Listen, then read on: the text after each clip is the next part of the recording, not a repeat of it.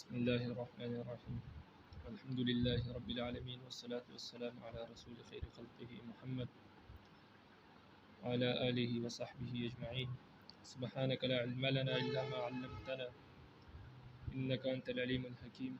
ربي زدني علما ربي زدني علما ربي زدني علما رب اشرح لي صدري ويسر لي أمري واحلل عقدة من لساني يفقهوا قولي. آسان اصول فقہ، جو اصول فقہ کی کتاب ہے، آپ کے نصاب میں اس علم اور اس فن کے متعلق آپ نے شاید پہلی کوئی کتاب نہیں پڑھی ہوگی. یہ آپ کی ابتدائی کتاب ہے اصول فقہ کے فن کے متعلق اور اس علم کے متعلق. غالباً اصول شاشی بھی جو آپ کے اسی سال میں پڑھائی جائے گی یا شروع ہو گئی ہوگی، وہ بھی اسی فن کے متعلق ہے. وہ تو عربی میں ہے لیکن یہ اردو میں ہے تاکہ جو اصول فقہ کے قواعد اور اصول ہے وہ آسانی سے ذہن نشین ہو جائے. اب کسی بھی علم اور کتاب کو شروع کرنے سے پہلے اس علم کے مبادیات ہوتے ہیں، بنیادی باتیں ہوتی ہیں جن کا سمجھنا ضروری ہوتا ہے.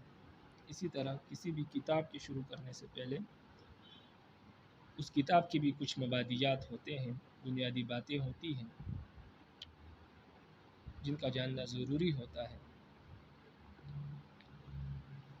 کتاب کی مبادیات میں سے یہ ہوتا ہے کہ اس کتاب کا تعارف، اس کتاب کی اہمیت، اس کتاب کی غرض کہ وہ کیوں لکھی گئی ہے، اور اس کتاب کے مصنف کا تعارف جو وہ مقصود ہوتا ہے. یہ باتیں کتاب کی مبادیات میں شمار ہوتی ہے. مبادیات سے مراد بتایا آپ کو کہ بنیادی باتیں، اصولی باتیں جن کا جاننا ضروری ہوتا ہے کسی بھی کتاب کو شروع کرنے سے پہلے یا علم کو شروع کرنے سے پہلے. تو کتاب کی جو مبادیات ہے وہ تو ان کو بیان کرنے کی ضرورت نہیں ہے، اس لیے کہ مصنف نے وہ ہے خود ہی وہ بیان کر دی ہے شروع میں، اور اس طرح مختلف حضرات نے اس پر جو ہے تقریض لکھی ہے جو اس کتاب کے متعلق ہے، اس کے مصنف کے متعلق ہے. ہم جو ہے اس علم کے جو مبادیات ہے وہ بیان کریں گے. علم کے مبادیات میں سے بھی سب سے پہلے اس علم کا تعارف ہے، اس علم کی اہمیت ہے، اس علم کی تعریف ہے، اس علم کا موضوع ہے اور اس علم کی غرض و غایت ہے. یہ علم کے مبادیات ہوتے ہیں. تو ہم اس علم کے مبادیات بیان کریں گے. کتاب کے مبادیات بیان کرنے کی ضرورت نہیں، وہ آپ اس کتاب کے ابتدا میں آپ خود بھی پڑھ سکتے ہیں اور آپ کو لازمی پڑھیں. تو جو یہ کتاب شروع ہو رہی ہے، تو یہ میرے پاس جو کتاب ہے مکتبہ لدھیانوی کی، اس کے صفحہ نمبر 8 پر اس کا مقدمہ ہے. تو یہاں سے کتاب شروع ہو رہی ہے. تو صاحب کتاب نے اس علم کی تعریف، اس علم کا موضوع اور اسی طرح اس علم کی غرض و غایت بیان کی ہے. غرض و غایت سے مراد اس علم کا مقصد کیا ہے، وہ اس کو غرض کہتے ہیں، یعنی غرض و غایت سے مراد اس علم کا مقصد ہے. تو یہ 3 چیزیں تو مصنف نے خود بیان کی. اب رہ گئی 2 چیزیں، اس علم کا تعارف اور اسی طرح اس علم کی اہمیت. تو ہم وہ بیان کرنے کے بعد مقدمہ شروع کریں گے اور اس علم کی تعریف، موضوع اور اس علم کی غرض یعنی اس علم کے مقصد کو بیان کریں گے. تو اس سے پہلے جو صفحہ نمبر 18 سے پہلے جو غرض ناشر ہے یا ابتدائیہ ہے، اسی طرح تقدیم ہے، یہ تمام چیزیں آپ خود پڑھ لیں. اردو میں تقریض ہے، پیش لفظ ہے، یہ آپ پڑھ لیں جو اس علم کے مبادیات، اس کتاب کی مبادیات سے تعلق رکھتے ہیں. یہ تمام چیزیں تو ان کا پڑھنا بھی ضروری ہے، لیکن یہ اس علم کا حصہ نہیں ہے، اس لیے آپ اس کو خود ہی اس کا مطالعہ کر لیں. اب سب سے پہلے اس علم کا تعارف. تو اس علم کا تعارف یہ ہے کہ یہ اصول فقہ ہے.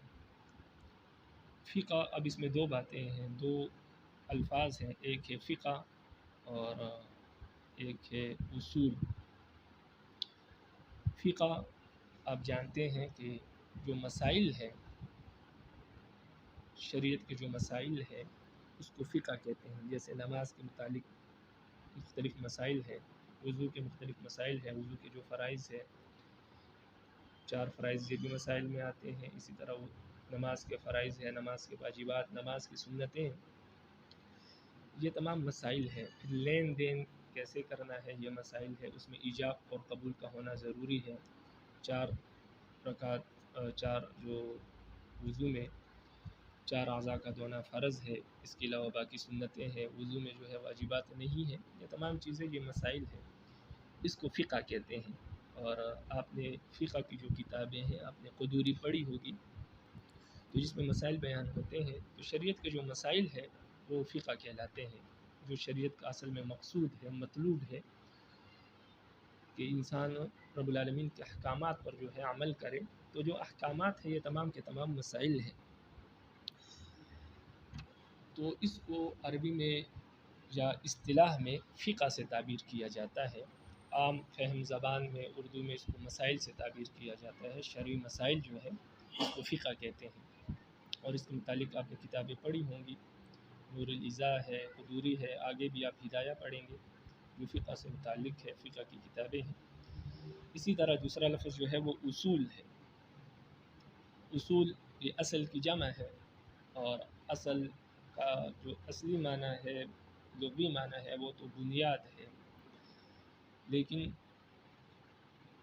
یہاں سے اصل یا اصول سے مراد قوانین ہیں، قاعدے ہیں۔ تو اصول فقہ کا مطلب یہ بنا کہ وہ قوانین اور وہ اصول جن پر عمل کرتے ہوئے انسان قرآن اور حدیث سے، اجماع اور قیاس سے، یہ 4 دلائل ہیں، اجماع اور قیاس، قرآن اور حدیث، اجماع اور قیاس۔ تو فی الحال تو آپ یہ سمجھیں کہ قرآن اور حدیث سے انسان ان اصولوں پر عمل کرتے ہوئے، ان اصولوں کو بروئے کار لاتے ہوئے قرآن اور حدیث سے وہ فقہ یعنی مسائل حاصل کر سکتے ہیں۔ تو اصول فقہ کا بنیادی مطلب یہ بنا کہ اصول فقہ یہ فقہ کے اصول ہے، یعنی ان اصولوں کو مد نظر رکھتے ہوئے اگر آپ قرآن اور حدیث میں غور کریں گے تو قرآن اور حدیث سے آپ فقہ یعنی مسائل نکال سکیں گے آسانی سے، اور درست مسائل نکال سکیں گے۔ لیکن اگر ان اصولوں کو مد نظر نہیں رکھیں گے یا ان اصولوں کو بروئے کار نہیں لائیں گے اور آپ قرآن اور حدیث سے مسائل نکالیں گے ان اصولوں کو نہ جانتے ہوئے، تو پھر یہ ہے کہ آپ مسائل نکال نہیں سکیں گے، اور اگر کوئی مسئلہ آپ نکالیں گے تو وہ مسئلہ بھی درست نہیں ہوگا بلکہ وہ غلط ہوگا، اس لیے کہ آپ نے اصولوں پر مسئلہ نہیں نکالا۔ جو آپ کی ذہن میں آیا آپ نے اس کے مطابق مسئلہ نکال دیا، لیکن اس میں جو ہے 99% جو چانس ہے وہ غلط ہونے کا ہے اور 1% چانس صحیح ہونے کا ہے۔ وہ بھی یہ ہے کہ اتفاقاً وہ مسئلہ درست ہو جائے تو الگ بات ہے، وگرنہ بنیادی طور پر وہ مسئلہ آپ کا غلط ثابت ہوگا، اس لیے کہ اصولوں کی بنیاد پر آپ نے وہ مسئلہ نہیں نکالا۔ اس لیے ان اصولوں کا جاننا ضروری ہے، اور اس لیے اس علم کو اصول فقہ سے تعبیر کیا جاتا ہے۔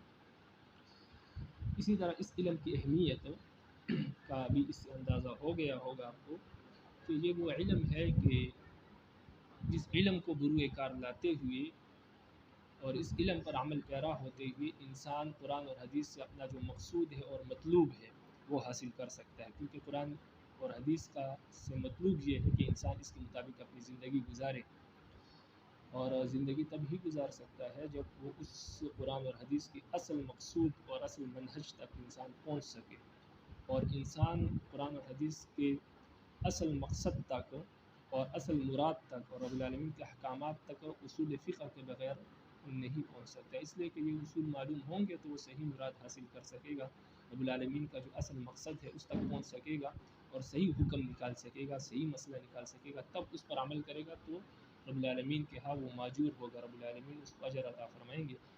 لیکن اگر وہ مسئلے ہی تمام اس کے غلط ہو، درست نہ ہو، تو پھر اس پر کوئی اجر نہیں ہے۔ اس لیے قرآن حدیث اصل میں مقصود یہ ہے کہ انسان اس کے مطابق زندگی گزارے، اور وہ تب ہی ممکن ہے کہ جب انسان اس سے درست احکامات نکالے، استنباط کرے، استخراج کرے، لیکن جب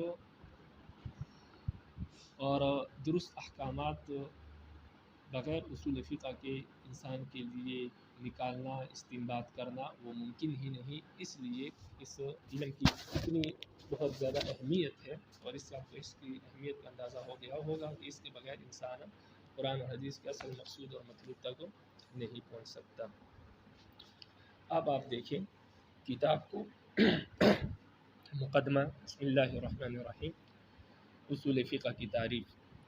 اصول فقہ وہ قواعد ہیں، یعنی وہ قوانین ہے، وہ اصول ہے جن کے ذریعے ادلہ شرعیہ سے عملی شرعی احکام کے اخذ کرنے کا طریقہ معلوم ہو۔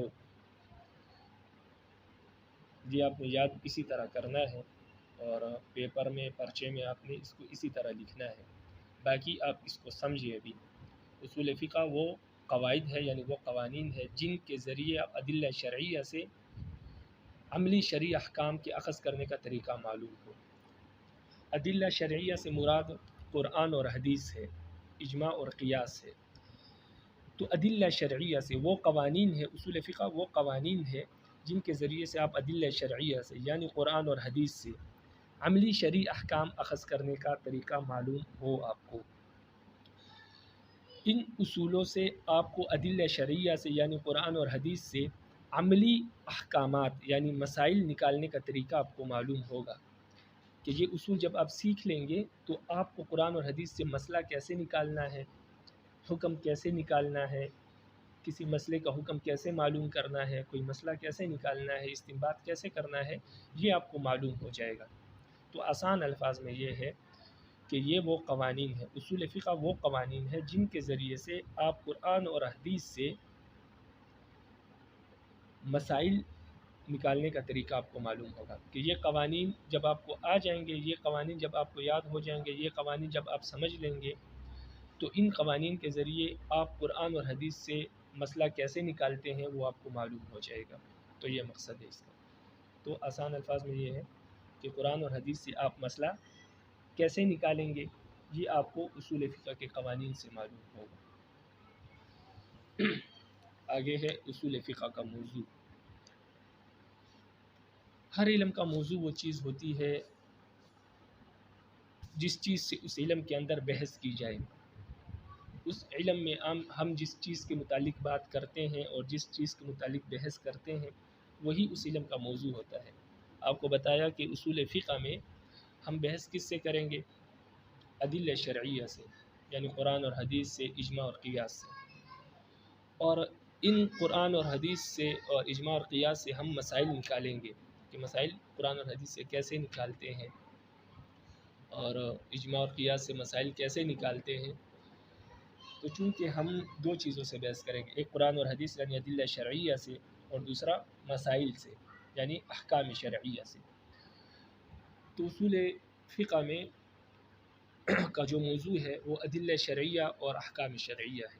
اب ادلہ شرعیہ اس اعتبار سے ہے کہ اس سے ہم بحث اس اعتبار سے کریں گے کہ اس سے مسئلہ کیسے نکالتے ہیں، اور احکام شرعیہ سے اس لحاظ سے ہے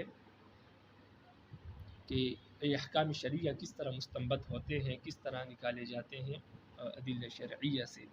تو اصول فقہ کا موضوع جو ہے وہ ادلہ شرعیہ ہے اور احکام شرعیہ ہے۔ ادلہ شرعیہ اس اعتبار سے ہے کہ اس سے تفصیلی احکام کی استنباط کیا جائے، اور احکام شرعیہ اس لحاظ سے ہے کہ وہ ادلہ شرعیہ سے مستنبط ہوتے ہیں۔ تو مقصد اور مطلب یہ ہے کہ ادلہ شرعیہ سے ہم بحث کریں گے قرآن اور حدیث اور اجماع سے، اس اعتبار سے کہ اس سے مسئلہ کیسے نکلتا ہے، اور احکام شرعیہ سے ہم بحث کریں گے کہ احکام شرعیہ ادلہ شرعیہ سے کیسے ثابت ہوتے ہیں، یعنی مسائل قرآن اور حدیث سے کیسے نکالے جاتے ہیں، کیسے نکلتے ہیں۔ تو بہرحال آسان الفاظ میں یوں سمجھے کہ اصول فقہ کا موضوع دو چیزیں ہیں، ادلہ شرعیہ۔ ادلہ شرعیہ آپ کو بتایا کہ قرآن، حدیث، اجماع اور قیاس، باقی اس کی تمام تعریفیں آگے آئیں گی، اجماع کس کو کہتے ہیں، قیاس کس کو کہتے ہیں، یہ آگے آپ کو معلوم ہو جائے گا۔ لیکن بہرحال فی الحال اتنا سمجھے کہ ادلہ شرعیہ سے مراد چار چیزیں ہیں، قرآن اور حدیث، اجماع اور قیاس، اتفاقی طور پر۔ احکام شرعیہ سے مراد شریعت کا جو احکام ہے، جو مسائل ہے، وہ مراد ہے۔ تو اصول فقہ کا موضوع ادلہ شرعیہ ہے اور احکام شرعیہ ہے، یعنی شریعت کے جو دلائل ہیں قرآن حدیث اجماع اور قیاس، اور اسی طرح احکام شرعیہ یعنی مسائل، یہ اصول فقہ کا موضوع ہے۔ تو اب آپ کتاب کو دیکھیں کہ اصول فقہ کا موضوع ادلہ شرعیہ اور احکام شرعیہ ہے۔ ادلہ شرعیہ اس اعتبار سے کہ اس سے تفصیلی احکام کا استنباط کیا جاتا ہے، اور احکام شرعیہ اس لحاظ سے کہ وہ ادلہ شرعیہ سے مستنبط ہوتے ہیں۔ احکام شرعیہ یعنی مسائل یہ قرآن حدیث سے مستنبط ہوتے ہیں، نکلتے ہیں، کیسے نکالے جاتے ہیں یہ بحث ہوتی ہے اصول فقہ میں۔ استنباط کا مراد یہ ہے کہ کیسے نکالے جاتے ہیں، قرآن حدیث سے مسائل نکالنے کو استنباط کہتے ہیں۔ مستنبط ہونا یعنی وہ مسئلہ قرآن حدیث سے کیسے ثابت ہوتا ہے، کیسے ثابت ہوا ہے، اس کو استنباط کہتے ہیں۔ اصول فقہ کا مقصود یعنی اصول فقہ کی غرض و غایت، اصول فقہ کا مقصد کیا ہے، اس علم کو پڑھنے کا ہمارا کیا مقصد ہے، اس علم کو پڑھنے سے ہمیں کیا حاصل ہوگا، ہمیں کیا ملے گا، تو یہ مقصد ہے۔ تو اب وہ بتا رہے ہیں کہ اصول فقہ کا مقصود استنباط احکام میں خطا سے محفوظ رہنا ہے۔ یعنی اصول فقہ کا جو مقصد ہے، اس علم کو پڑھنے کا مقصد یہ ہے کہ جب ہم قرآن اور حدیث سے کوئی مسئلہ نکالے تو اس مسئلے میں ہم کوئی غلط مسئلہ نہ نکال لیں، اس مسئلے نکالنے میں ہم سے غلطی نہ ہو جائے، ہم کوئی غلط مسئلہ نہ نکال لیں، خطا نہ ہو جائے۔ تو اس خطا سے محفوظ رہنے کے لیے ہم یہ علم پڑھ رہے ہیں، ہم یہ علم سیکھ رہے ہیں کہ قرآن اور حدیث سے جب ہم مسئلہ نکالیں تو درست مسئلہ نکالیں، کوئی غلط مسئلہ نہ نکالے، اور مسئلہ نکالنے میں ہم سے کوئی غلطی نہ ہو جائے، کوئی خطا نہ ہو جائے جس کی وجہ سے وہ مسئلہ سارے کا سارا غلط ہو جائے، بگڑ جائے۔ تو اس لیے ہم اصول فقہ پڑھتے ہیں تاکہ یہ قوانین ہم سیکھ لیں، اور ان قوانین پر عمل کرتے ہوئے، قوانین کو بروئے کار لاتے ہوئے ہم قرآن اور حدیث سے جب مسئلہ نکالیں تو وہ مسئلہ ہم درست نکال سکیں، اور وہ مسئلہ درست ہو۔ اور اگر ہم ان قوانین کو نہیں پڑھیں گے تو پھر یہ ہوگا کہ ہم مسئلہ نکالنے میں درست سمت کا انتخاب نہیں کر سکیں گے، مسئلہ نکالنے میں ہم سے خطا ہو جائے گی، غلطی ہو جائے گی، جس کی وجہ سے سارے کا سارا مسئلہ بگڑ جائے گا، اور غلط مسئلہ قرآن حدیث سے ہم نکال لیں گے۔ اس وجہ سے اس علم کا مقصد یہ ہے کہ قرآن حدیث سے مسئلہ نکالتے ہوئے ہم خطا سے اور غلطی سے محفوظ رہے، کیونکہ ہمیں قوانین معلوم ہوں گے تو ہم غلطی نہیں کریں گے۔